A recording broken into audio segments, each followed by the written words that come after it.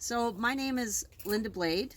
I am president of Athletics Alberta, which is the track and field sport association for Alberta. I am a sport performance fitness professional by profession, and I work with athletes and coaches every day in the trenches of sport. So my role in terms of the association is actually president of the board. I was Canadian champion in athletics and track and field athletics and the heptathlon, and so I always did sport. And then I went ahead and got my PhD in kinesiology, so I thought I would be a professor and doing research in sports sciences, but it turned out that I ended up working with a lot of athletes in Edmonton instead in a practical way.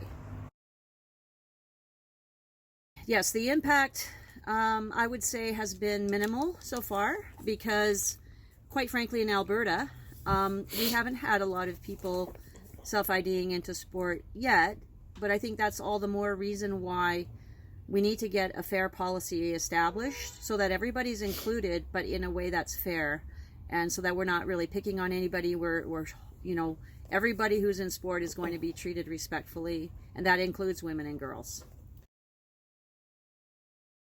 My biggest concern is that I don't really know how we can run a sport, especially the female athlete section in sport, if we're going to have a completely open category. Inevitably, if enough people identify into women's sport, women just won't really have a chance. They won't be making the finals. They won't be making the podiums. They will be very discouraged. And we've done everything we can for the last 50 years to encourage women and girls to be involved in sport. And it just seems like a step backwards to put female athletes at a disadvantage. And so the other part of the policy I think that really bothers me is that officials are going to be very, very frightened and afraid to say anything if they're getting sort of maybe intimidated by the issue.